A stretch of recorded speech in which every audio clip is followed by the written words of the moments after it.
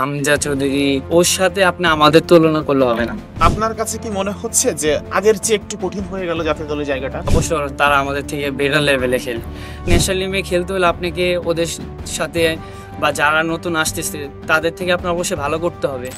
সোহেল রানা বুঝে গেছেন হামজা, কিউবা, সুমিত্রা চলে আসায় জাতীয় দলে তার আর বেশি দিন খেলা হবে না।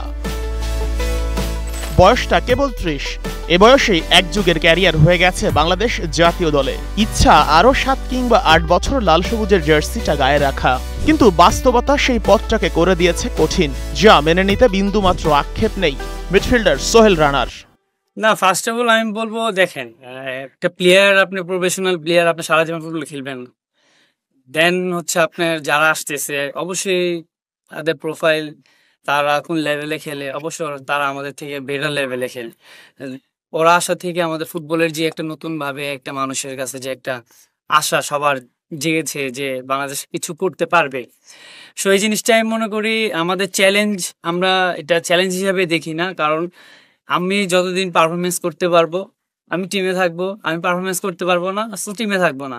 এটা নর্মাল একটা জিনিস, এটা নিয়ে আমাদের আসলে এই ওই লেভেলে আমরা ভাবি না কখনো এটাকে যে আমাদের কি হবে, আমাদের জায়গা কি হবে, সো এগুলা আমরা নর্মাল ভাবেই দেখি। মিডফিল্ডার সোহেল রানার স্বীকার করতে আপত্তি নেই যে এখন যারা বিভিন্ন দেশ থেকে আসছেন বাংলাদেশের প্রতিনিধিত্ব করতে, কোয়ালিটিতে তারাই এগিয়ে। তাই হয় কম্পিটিশন করে থাকতে হবে জাতীয় দলে, না হয় ছিটকে গেলেও আক্ষেপ করা চলবে না। হামজা চৌধুরী ওর সাথে আপনি আমাদের তুলনা করলে হবে না। ও লেভেল টোটালি আলাদা। কঠিন, অবশ্যই কঠিন, কারণ আপনি ন্যাশনাল টিমে খেলতে হলে আপনাকে ওদের সাথে বা যারা নতুন আসতেছে তাদের থেকে আপনার অবশ্যই ভালো করতে হবে, আদারওয়াইজ তো আপনি টিমে থাকবেন না।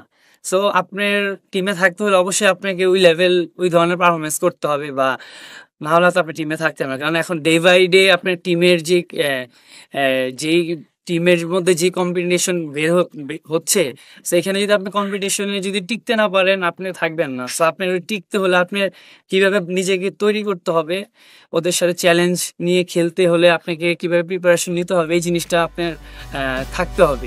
পরিস্থিতি এমন হবে তা আগেই আঁচ করতে পেরেছিলেন সোহেল। তাই তো গত ৪ জুন ভুটানের বিপক্ষে দৃষ্টিনন্দন এক গোল করার পরও যখন সিঙ্গাপুর ম্যাচে তার জায়গা হয়নি, তখনই বোঝা হয়ে গেছে ভবিষ্যৎ। জাতীয় দলের পথ কি সত্যি হতে চলেছে বন্ধ? আসলে দেখেন, আমি ওভার কনফিডেন্স কখনো থাকি না যে আমি খেলবই, বা এটা থাকা উচিত না। সো আমি বললাম যে এটা কোচের ডিসিশন সম্পূর্ণ, সো এটা আমার আসলে ডিসিশন। আর হয়তো বা খেললে হয়তো বা 5 মিনিট খেলি বা ফার্স্ট হাফ খেলতাম বা যেইটাই, আমি যতক্ষণই খেলতাম চেষ্টা করতাম যে টিমকে বেটার একটা সাপোর্ট দেওয়ার জন্য চেষ্টা করতাম, যেন টিমটা যেন জিততে পারে, বা ওই জিনিসটাই করতাম। হামজা, সমিত, কিউবা কিংবা ফাহমিদুলদের আগমন একদিক থেকে সোহেলের জন্য অবশ্য ভালোই হয়েছে। বিভিন্ন দেশ থেকে আসা এসব ফুটবলারদের কারণে কম্পিটিশন বেড়েছে, তাই সবার পরিশ্রমের তাড়নাও বেড়ে গেছে অনেক।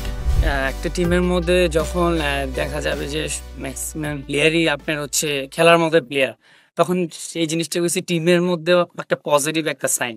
সেটা হচ্ছে আপনার টিমের জন্য ভালো, ইন্ডিভিজুয়াল প্লেয়ারদের জন্য ভালো। কারণ আপনি যদি কম্পিটিশন থাকে তখনই আপনার একটা টিম ভালো করে, আর একটা প্লেয়ারের পারফরমেন্সও তখন ইমপ্রুভ হয়।